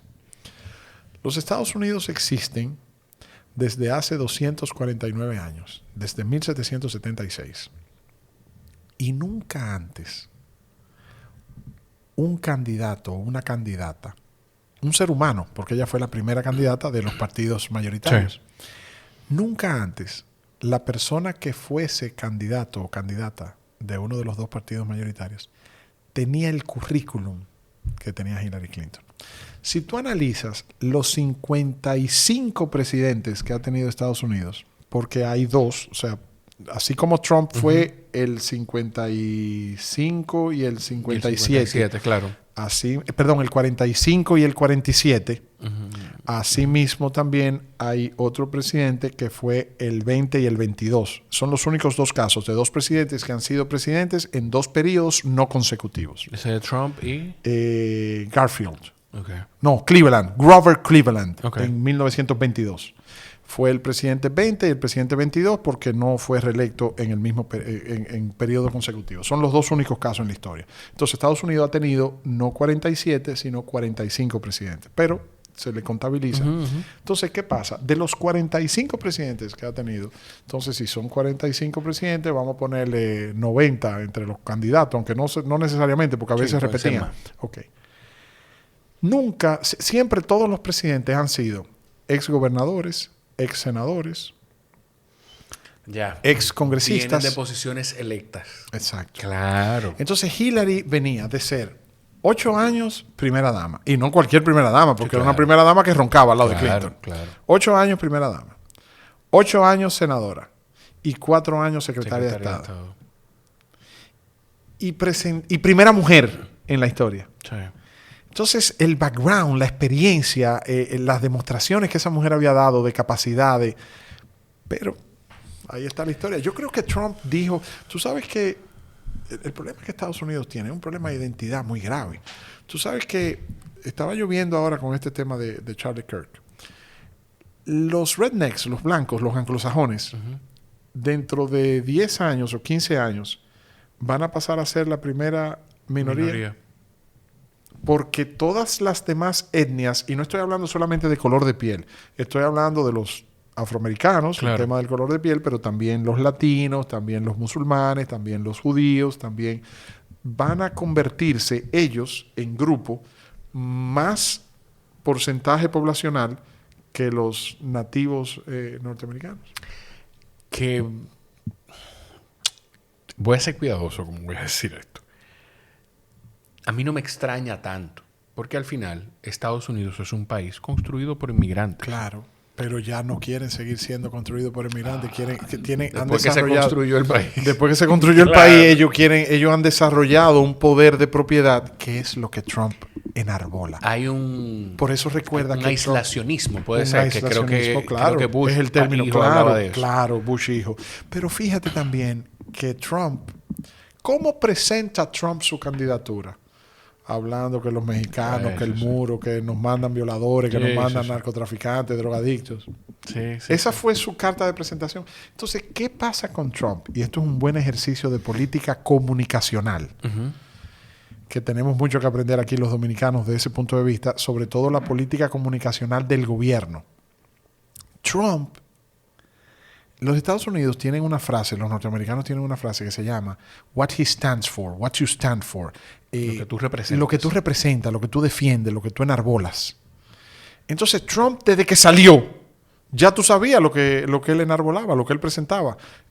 Anti-México, frontera con muro, América Great Again. Y entonces salió. Ninguno de los otros precandidatos del Partido Republicano, que eran 14, que tenían más background político que él, que tenían más perfil político que él, que tenían más años en política que él, tú no sabías que ellos representaban. Y ojo con lo que te dije ahorita de Hillary. Hillary fue la del mejor currículum en toda la historia de Estados Unidos. Y Trump es el primer presidente en la historia de Estados Unidos que llega a gobernar ese país, que llega a ser presidente de ese país sin nunca haber sido ni concejal. Qué locura. Es una locura. O sea, es fascinante y a mí me llama mucho la atención porque al final yo no recuerdo quién fue que dijo en el país, tú probablemente sabes que hay que tener el ojo puesto en Estados Unidos porque cuando Estados Unidos le da una gripe, a nosotros nos da neumonía. Así es. Entonces hay que tener el ojo puesto ahí. Víctor, hay muchas cosas que yo tengo anotadas aquí sobre todo eso que hemos hablado, pero hay algo que yo no puedo permitirme dejar de por lo menos preguntarte, porque evidentemente en este momento de la comunicación, pues la gente ve que este episodio sale el lunes. Y va a decir, déjame ver, aquí seguro Víctor habló de lo que dijo la Cámara de Cuentas. Sí, claro. Me imagino que tú estás al tanto de las publicaciones de Cámara de Cuentas, que habla de irregularidades en una gestión de Apordón, refiriéndose puntualmente a la tuya. ¿Qué has visto tú sobre eso? ¿Qué tienes tú que decir sobre eso? O sea, ¿por qué ahora? Yo no entiendo. Mucha gente quiero escucharte. Mucha gente en los medios de comunicación hablando sin leer. Ok. Esa auditoría no es de mi gestión. No es de tu gestión. No. Ese informe que salió no es de mi gestión. Es del 1 de enero del 2015 al 31 de diciembre del 2016. Yo entré a la Dirección Ejecutiva de Autoridad Portuaria el 16 de septiembre del 2016. Es decir, que esa auditoría, que corresponde a 2 años fiscales, tiene 3 meses de mi gestión. Octubre, noviembre y diciembre del 2016. Y, sin embargo, la forma en la que se ha comunicado eso en todas partes es con una foto tuya. Claro que sí. Porque eso es parte de lo que tenemos nosotros, las personas que hacemos vida pública y que participamos en política, saber soportar y tolerar y tener que hablar con nuestros hijos y con nuestros nietos y con nuestras esposas y con nuestros familiares para que entiendan que no siempre las cosas que se dicen tienen la objetividad de quien la dice, sino el interés de quien lo dice. Hay una persona que se refirió a mí en los medios de comunicación haciendo uso de esa información, acusándome de que yo me robé unos vehículos de autoridad portuaria que no eran propiedad de autoridad portuaria, eran propiedad de la Dirección General de Aduanas y no podían estar en el inventario de los vehículos de autoridad portuaria porque nosotros se lo devolvimos a la autoridad de la Dirección General de Aduanas porque estaban prestados. Y él tiene, esa persona, la cachaza de hablar de esos vehículos cuando en este gobierno él tiene asignado por la Dirección General de Aduanas uno de los vehículos a los que él hace referencia. Oye bien lo que yo te estoy diciendo, Jorge Chalup. Hay un llamado periodista que en un medio de comunicación dice que Víctor Gómez Casanova se llevó unos vehículos de autoridad portuaria y que no aparecían. Y los vehículos fueron devueltos antes de yo salir a la Dirección General de Aduanas porque no le correspondían a portuaria. Eran vehículos asignados, prestados desde una institución a otra. Y por lo tanto, nosotros no podíamos dejarlos en autoridad portuaria, sino devolverlos porque así nos lo solicitó Enrique Ramírez, que era el pasado director general de Aduanas. Y esa persona tiene asignado por la Dirección General de Aduanas el mismo vehículo del que él dice que yo no quise devolver y que yo me llevé.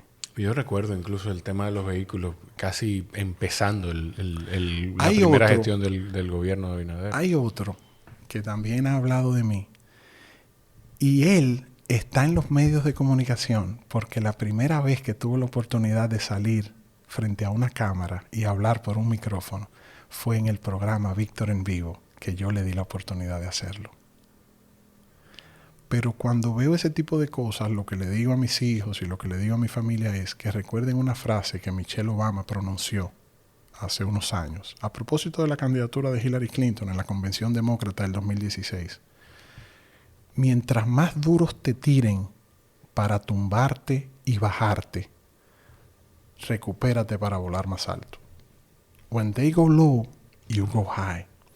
Porque lamentablemente, mi querido Jorge, aquí estamos viviendo en un mundo donde cualquiera puede opinar y puede decir lo que sea en las redes y la libertad de prensa se ha convertido en un libertinaje. Y hay personas que hablan sin tener conocimiento de causa simplemente porque se sienten con el derecho, olvidándose de cualquier tipo de situación, pero es algo que ya, para bien o para mal, yo en lo personal me he acostumbrado a eso. No te estoy diciendo que si hay cualquier tipo de irregularidad, si hay cualquier tipo de reclamo, si hay cualquier tipo de investigación, si hay cualquier tipo de pregunta, me corresponde a mí, como lo he hecho, porque la Cámara de Cuentas auditó mi gestión y yo me siento, te confieso, muy bien en cuanto a los cuestionamientos que se me hicieron desde el punto de vista oficial, desde el punto de vista de la Cámara de Cuentas, para aclarar cualquier situación, pero no de cualquier comentario, de cualquier tweet o de cualquier post que quiera subir una persona, porque tenemos que estar conscientes que ninguno de nosotros somos un lingote de oro para caerle bien o gustarle a todo el mundo. Claro. De hecho, hubo en algún momento algún corte en redes que se me cruzó, hacía referencia hasta de que tú habías sido protegido por Hipólito Mejía.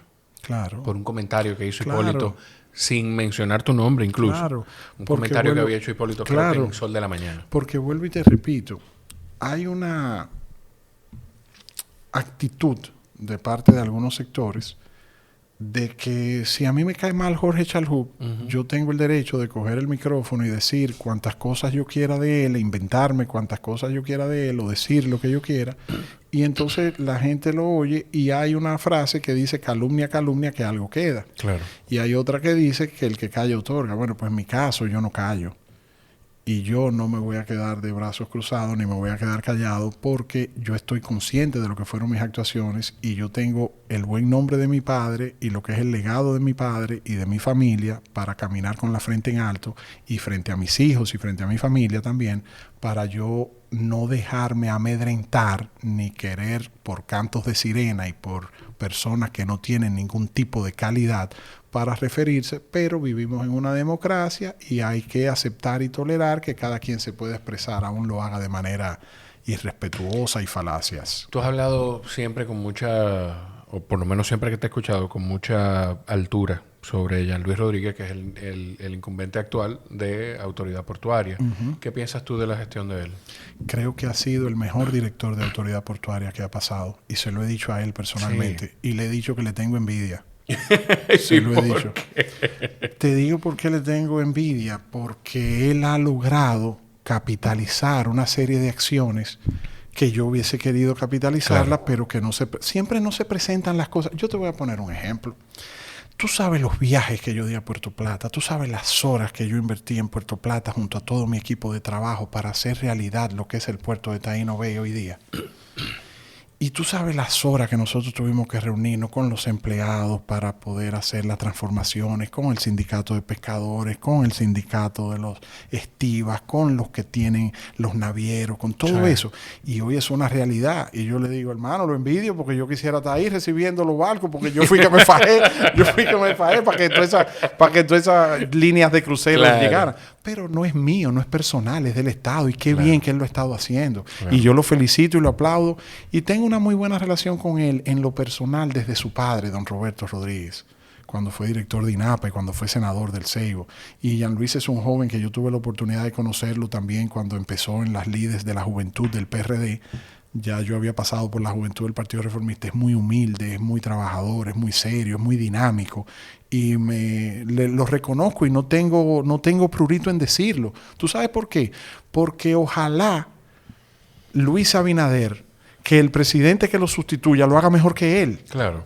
Y ojalá los dominicanos nos acostumbremos a que cuando ocupamos posiciones públicas, el que venga detrás, nosotros apostemos a que el que venga detrás lo haga mejor que nosotros. Ahora, yo me siento orgulloso de la gestión que hice y del equipo de trabajo que me acompañó, y muchos de los trabajos que hoy Jean Luis está haciendo y su equipo de trabajo ha logrado cosechar ha sido en base a iniciativas que vinieron desde el gobierno pasado, como esa que te cuento a tal punto, Jorge, y en eso también reconozco, porque Jean Luis es humilde y él lo dice y lo reconoce, tanto en privado, en sus reuniones de equipo, como en público. Fíjate si fue buena gestión todo lo relativo a la concesión del puerto de Puerto Plata, que la empresa ganadora de esa licitación, que es la primera vez en la historia de República Dominicana que se maneja una licitación para la concesión de un puerto. Anterior a nuestra llegada a la autoridad portuaria, todos los puertos que están concesionados habían sido por contratos, porque fueron previos a la ley 34006 de compra y contrataciones. Era grado a grado. Claro. Mira un ejemplo, y qué bueno, es la primera vez que lo voy a decir públicamente. Mucho se ha hablado de mi gestión al frente de Autoridad Portuaria Dominicana, pero tú nunca has oído decir que Autoridad Portuaria Dominicana, bajo nuestra gestión, manejó una licitación de más de $100 millones para el puerto de Puerto Plata.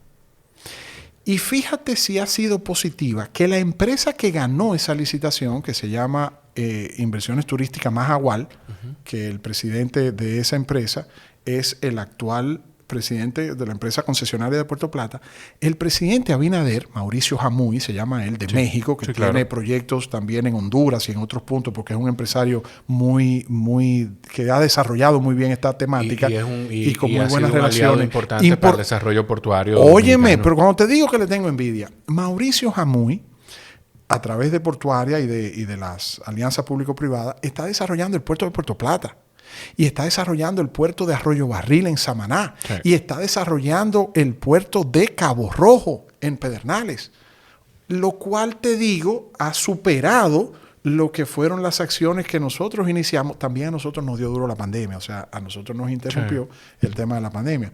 O sea que yo no tengo, vuelvo y te repito, ningún prurito en reconocer el gran trabajo que ha hecho Jean Luis y su equipo. Y se lo he dicho a él personalmente y lo digo públicamente sin ningún temor. Sí. Víctor, tú me ahora aparecerán algunos que dirán, mira, lambiéndole al director. Sí. Pero es parte de la dinámica, tú sabes. Pero lo digo con toda sinceridad y no me avergüenza. No. Y eso no tiene por qué avergonzar a nadie. Tú mencionaste a tu papá. Mira, para mí es complejo a veces. Cuando yo llego complejo, es bellísimo, porque la verdad me hace sentir muy orgulloso, pero no deja de ser difícil, Porque no es que uno tiene que ser serio por ser serio. Es que uno tiene que ser serio hasta para cuidar el apellido. Claro. A mí se me complica y la complicación viene por mi abuelo. Pero entonces no sé si para ti, más que complejo cuidar el apellido, si en algún momento tú evitaste las comparaciones de tu carrera política con la de tu papá, o si lo hacías y en algún momento dijiste, no, espérate, yo no puedo compararme con este señor, yo voy a hacer mi mundo y yo apreciaré lo que él le hizo con su vida. Me costó muchos años y muchas lágrimas y muchas noches de insomnio y muchas conversaciones con él y con mis hijos. Mira qué pasa. Es un tema muy difícil para mí porque yo estoy en un proceso de duelo. Mi papá murió hace 2 años y yo todavía no he aprendido a vivir sin mi papá. O sea, se me hace muy difícil. Yo tenía una relación muy cercana, yo era muy apegado a mi papá. Entonces, mira dónde fue que se me complicó el asunto. Yo recuerdo que cuando yo era niño, mis compañeros en el colegio, los héroes de ellos eran Superman, Batman, Aquaman y Marvel, los muñequitos. Uh-huh. El mío era mi papá. Entonces yo tenía una relación tan estrecha y yo vivía tan cerca de mi papá, yo hacía todo con mi papá.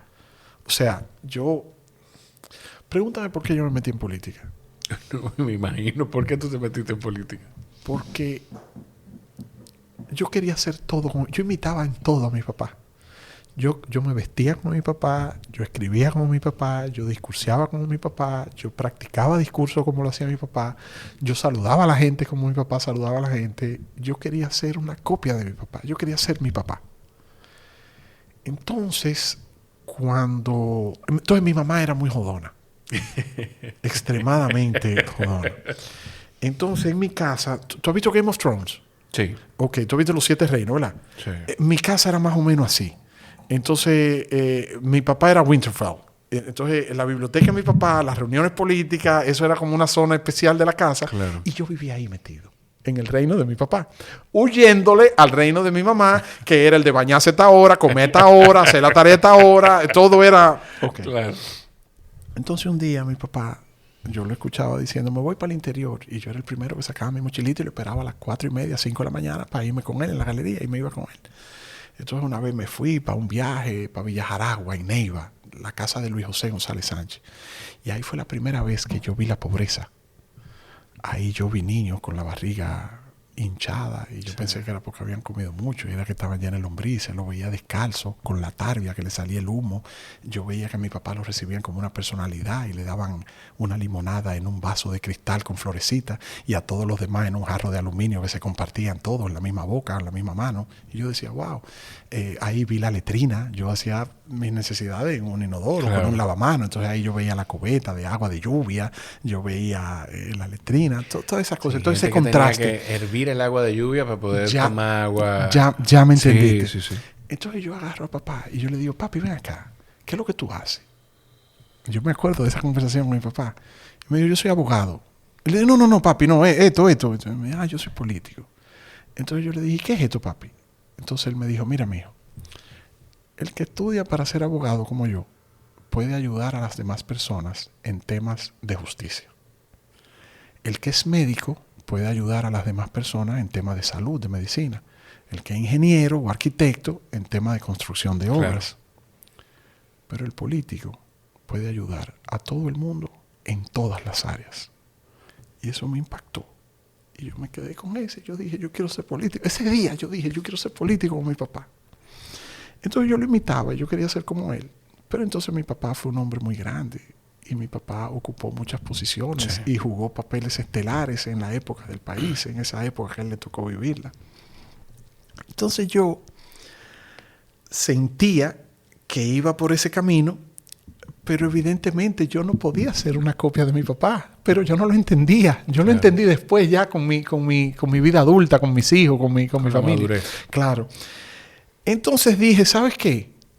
Papá, te amo, te quiero, te adoro, pero tú fuiste tú y tú hiciste tu vida y qué bien la hiciste, pero yo a partir de hoy voy a hacer la mía y yo no quiero nada que tenga que ver con política. Y yo no quiero volver a trabajar con un partido político y yo no quiero volver a estar en eso. O sea, esa separación tuya con la política, incluso hoy en día, hace comentario, pero trabajar en el sector privado, Sí, pero yo no... parte de Sí, ese sí, rompimiento de sí, decir, tú sabes que yo sí. no, Y yo lo no hablé voy a con vivir él. esta Y comparación. lo hablé con él. ¿Y sabes de dónde me nació? Te voy a decir 2 cosas que me impactaron. 3. Primero, a él le podían decir lo que sea de él. Y él no le importaba. Como también yo lo comprendo, me pongo en sus zapatos. O sea, mira lo que yo te decía ahorita de gente que habla. Claro. Ok. Pero le dolía que lo dijeran de su hijo. Y murió con mucho dolor y con mucho pesar por muchas calumnias, por muchas acciones de difamación y de injuria que contra su hijo se vertieron.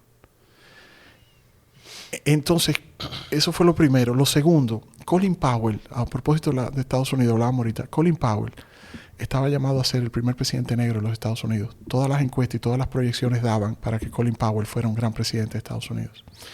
Y cuando lo entrevistaron en un programa que se llama Meet the Press, los domingos en la mañana en Estados Unidos, eso es como una especie de Aeromundo, es un programa que tiene todos los años el mundo, 50 años.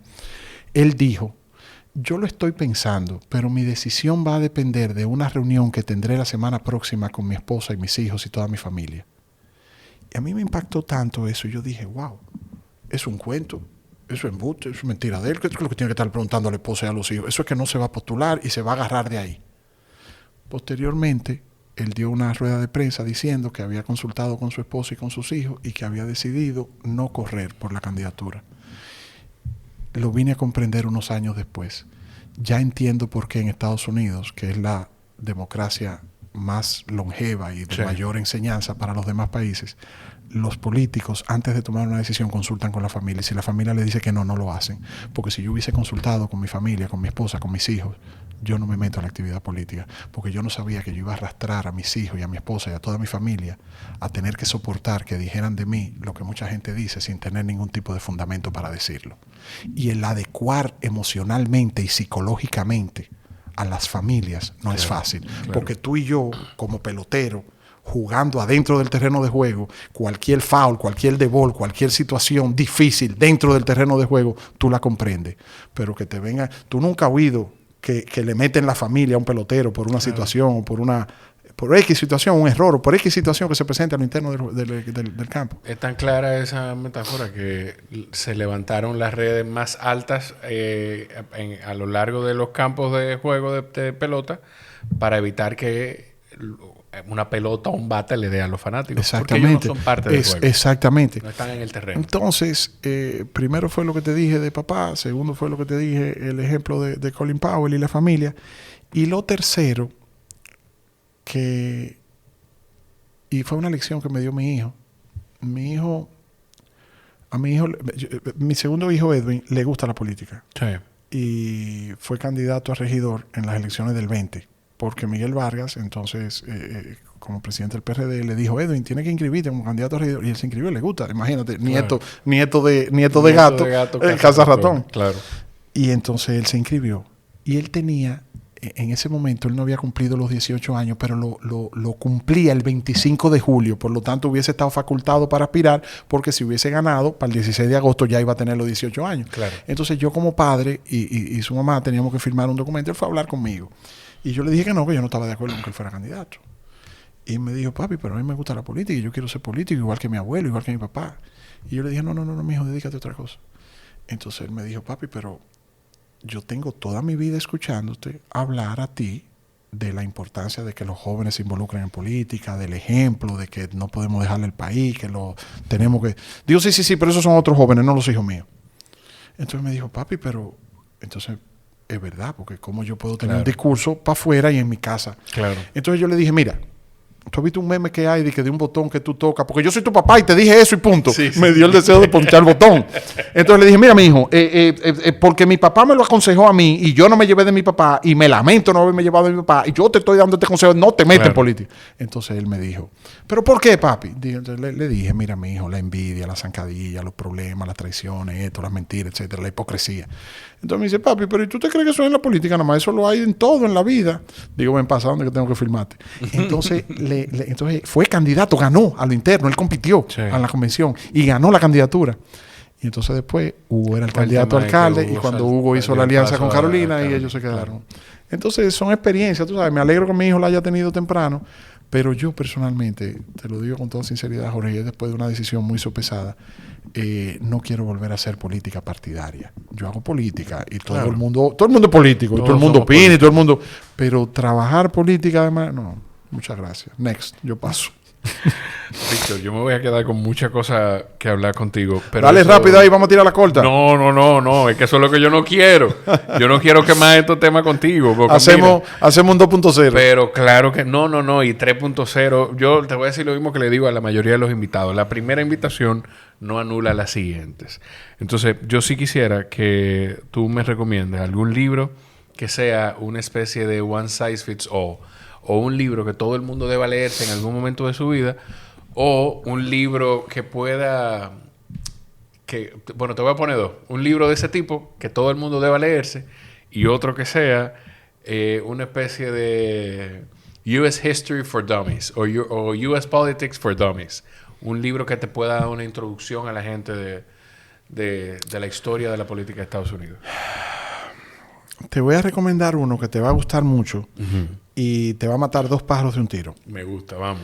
Tiene que ver con historia política de los Estados Unidos y con la historia de los medios de comunicación y este nuevo orden comunicacional que está muy bien.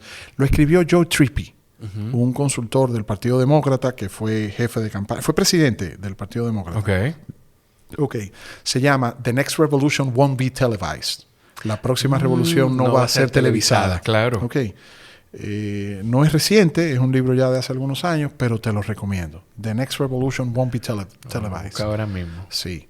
Es un libro rojo, está en portada. ¿Por qué tú recomiendas ese? Porque tú eres una persona con muchas inquietudes sociales, porque tú eres una persona que maneja muchos temas de carácter político, histórico, social, y también eres un hombre que representa un nuevo estilo de comunicación, que yo respeto, que yo admiro, que te felicito por la trayectoria que has logrado desarrollar en una breve trayectoria, en relativamente poco tiempo. Y mira cómo te has posicionado. Y yo creo que ese libro te va a ayudar mucho desde el punto de vista de historia política de Estados Unidos y también de los medios de comunicación. En cuanto a un libro que has it all, también de historia y de la parte humana, va a parecer un cliché, pero la Biblia. El mejor libro para mí es la Biblia, sobre todo el Antiguo Testamento. Léete el libro de Reyes, léete el libro de Génesis, léete el libro de Deuteronomio, léete el libro... toda la parte... Lo voy a hacer. Okay. Voy a hacer ese ejercicio. Pero también te recomiendo un libro que fue el primer libro que yo me leí, que mi papá... El segundo. El primer libro que yo me leí fue el Manual de Buenas Costumbres de Carreño. Me lo dio a leer mi papá.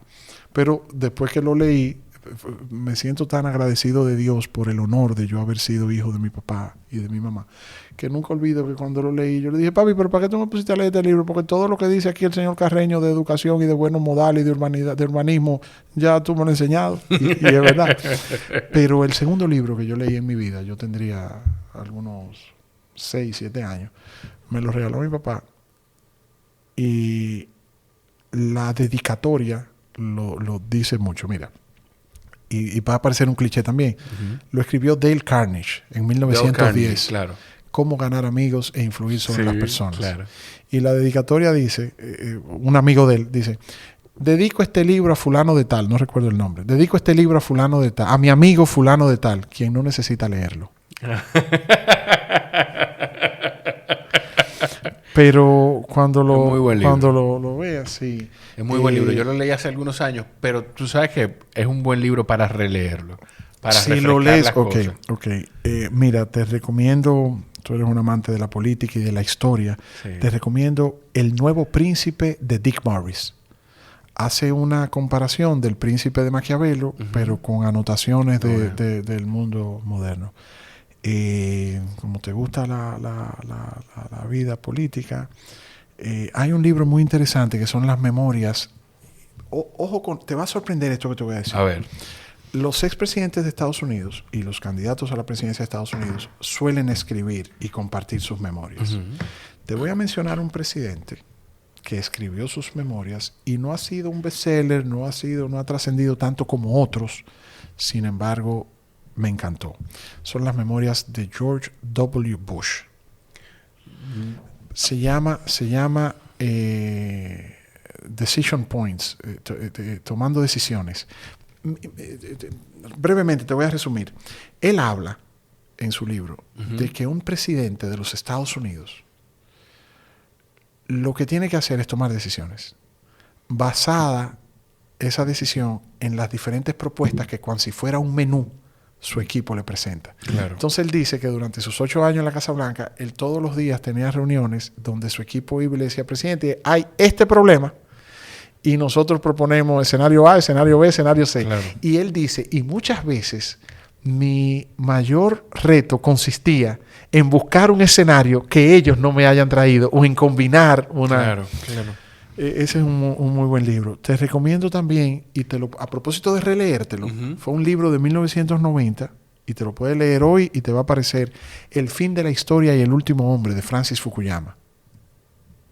Habla sobre todo este proceso económico de globalización que estamos viviendo hoy día. Me llevo una listica buena. Me y gusta, si te gusta la poesía. Mira, yo hice un ejercicio de conexión con la poesía hace 2 años. Enero del 24 o del 23. Enero del 24, que falleció mi abuelo materno y le gustaba la poesía. Y yo recuerdo que, como él estaba muy enfermo, yo hice el viaje porque mi mamá y mi familia de parte de mami viven en Houston. Yo hice el viaje porque mami me dijo: mira, papi está muy enfermo y sería importante si tú puedes hacerte el viaje. Hice el viaje y me fui el viaje pendiente de buscar un poema para leerle. Yo le leía a mi papá y él hasta sus últimos días me los completaba, porque es mira, ejercicio, esto que quede para las personas que son cuidadores o que tienen familiares, padres, abuelos ya de avanzada edad con temas ya de longevidad en su mente. Lo que dicen los neurólogos, lo que el cerebro último olvida es la música, los poemas y las costumbres, el paladar. Sí. Entonces yo a mi papá, y me siento tan agradecido de Dios de haber tenido esa oportunidad de hacerlo, le ponía la música que a él le gustaba, le daba la comida que a él le gustaba y le leía los temas que a él le gustaba. Entonces te recomiendo El túnel de Ernesto Sábato. Ese es el primero que voy a buscar. Una última pregunta que me provoca mucha curiosidad y puedo estar equivocado de dónde viene. Tú tienes 2 anillos sí. y parecen de matrimonio ambos. No, yo no creo que tenga 2 matrimonios. Aclaremos eso. No. Te cuento, este es mi anillo de matrimonio. Claro, que está a la izquierda en el dedo anular. Este anillo es un anillo que a mi padre... Eso es. Perdóname, sigue. No, perdóname. Cuéntalo, por favor. Este anillo es un modelo que tenía 3 aros. Uno de oro, de plata y otro rosado, de oro rosado. Entonces papá lo vio y le gustó, pero éramos tan parecidos que no le gustaba el oro rosado. Y entonces se lo cambió y le quitó el rosado. Y entonces yo lo adapté y entonces tengo ese anillo, como tengo su cadena con todos los y aquí tengo un poquito de sus cenizas y de mi mamá también. Y una leontina que también él usaba, y yo siempre, o sea, yo me quedé, él me regaló en vida su leontina después que murió su cadena, y son cosas que... O sea, vi el anillo y tengo rato mirándolo y dije, estoy casi seguro que era de su papá. Sí. Y dije, si no me esta pregunta en el episodio, me voy a morir. Yo, para que mi papá para mí es lo más grande que hay en el mundo. Eso es lo que yo más quiero, más admiro, y Dios me lo tenga bien cuidado allá cerca de él. Mira, yo amo a mi papá y adoro a mi mamá. Mi mamá y mi papá son dos de los seres humanos que yo más amo en el mundo. Pero ese sentimiento que tú tienes hacia tu papá, yo lo tengo con mi abuelo. ¿Qué edad tiene? Don Rafael tiene 84, creo. Tú sabes que yo le digo a Jenny y Doña Dulce. No diga Doña Dulce. No diga Doña Dulce. No, Doña Dulce es más joven. Sí, no, evidentemente. Pero tú sabes que Don Rafael, y tú sabes que Don Rafael fue torturado. Sí. Don Rafael duró muchos años. Y mira, mi abuelo nunca nos ha hablado de eso. Y mi abuelo y yo hemos tenido varias conversaciones. De hecho, tengo que volver a traerlo al podcast. Pero él se encargó de nunca compartir eso con sus hijos. Y me cuenta Jenny que nunca les ha hablado mal de Balaguer. Que inclusive Jenny me cuenta que ustedes como nueva generación han atacado o hecho expresiones y él, exacto, y él hacia el presidente Balaguer. Ok, pero déjame decirte algo. O sea, no es que Balaguer sea un santo. Claro. Pero mira a Don Rafael. Estamos hablando de Don Rafael Chalhún Mejía, sí. una gloria de este país. Mira a Don Rafael en el espejo de Nelson Mandela. Nelson Mandela duró 28 años preso por el apartheid, como víctima, sin haber hecho nada. 28 años, no 1, no 2, no 3, 28, en una celda, ¿verdad? De 2 metros cuadrados. Y salió y nunca tuvo venganza, retaliación. Porque mira qué pasa, Jorge. Y esto me lo enseñó papá. Guardar rencor. Oye, cómo dice la palabra. Guardar. Eres tú que lo guardas. Sí, eres tú que lo llevas dentro. Entonces, eso es como tú tomarte un veneno pensando que eso va a matar al otro. Claro. No lleves rencor, no cargues tus hombros, no cargues tus espaldas, que con los retos y los problemas y las circunstancias de la coyuntura de vida diaria que llevamos los seres humanos, con eso es suficiente. Mira, lo que yo más admiro, una de las cosas que yo más admiro de mi abuelo y de un grupo de sus camaradas, de gente que... Fafa. Que Don Fafa, claro. y un gran grupo de esa época. No guardan. Es que nunca los he escuchado hablar con resentimiento. Porque son intelectuales. Sí. Porque son intelectuales. Y al ser intelectuales y haber leído, comprenden que esas circunstancias de vida que les tocó sobrevivir fueron parte de una coyuntura que iba más allá de ellos. Eran parte de un ideal, era parte de una corriente, era parte de una coyuntura. Sí, claro. Como decía Ortega y Gasset, yo soy yo y mis circunstancias. Claro. Entonces, eso es grandemente valioso. Mira, yo, no porque conozco a Don Rafael, no porque conozco a Doña Dulce, le puede servir a cualquier persona. Mire, si usted tiene su papá y su mamá con vida, pero sobre todo si usted tiene, béselo, sí. Abrácelo, acuéstese con él, arrópese con él, hágale relajo, pellíquelo, peínelo, dele masaje. Si está en una condición, y aunque no lo esté. Claro. En el caso, por ejemplo, a veces hay algunas personas, papá era bien difícil en eso, con el tema del pudor, métase a bañar con él, lleve a... O sea, disfrute. Mira, yo no me quejo. Mi papá vivió 83, yo quisiera tenerlo. Claro. Vivió 83 años. Me siento agradecido de Dios, agradecido de ser su hijo, de llevar su nombre. Yo lo besé mucho, yo lo abracé mucho, yo compartí mucho con él, pero siento que me falta más. Yo quisiera tenerlo más. Claro. Y yo sé que es egoísta de mi parte porque hay que dejarlo ir y yo me estoy trabajando eso. Pero tú que lo tienes, bésalo, abrázalo, duerme con él, aperrúchalo, dale comida. Si Doña Dulce se pone de refunfuñosa, que no le dé esto, complácelo, dale. Pues yo te lo digo por mami, porque mami, no. Sí. Mire, porque vuelven a ser niños. Sí, y entonces, adivina qué, cuando tú eras un niño, él era tu abuelo, él te complacía y él te protegía. Claro. Entonces ahora tú pasas a ser el adulto y ellos pasan a ser los niños. Sí. Víctor, gracias de verdad ti, por tu apertura, por tener esta conversación y nada, yo pronto vamos a tener cuando tú quieras. Si llegaron hasta aquí, lo mejor que pueden hacer para respaldar este contenido es que cada vez que lo compartan, etiqueten a Víctor Gómez Casanova, así mismo es B Gómez Casanova, la cuenta, ¿verdad? @B Gómez Casanova. V Gómez Casanova. Sí. Y mírenlo de lunes a viernes en La Mirada, en RTVD, con queridísima Lisette Selman, que me da vergüenza que yo no le he traído al podcast. Lisette, no me atrevo a decirle doña Lisette al aire. No le gusta. Mira. Lisette, ahí pronto al podcast. Ahí sí hay, compadre.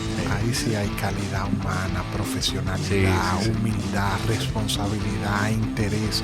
Esa mujer Hay no sabe lo niveles. que yo la quiero, ¿no? Hay Para que niveles. sepa, y como yo le digo a ella, lo que me ha ayudado y lo que le agradezco a Dios es tener la oportunidad de tenerla como mi compañera en esta etapa de mi vida. Claro. Es genial. Gracias por estar ahí. Los quiero mucho. Nos escuchamos en la próxima. Bye, bye.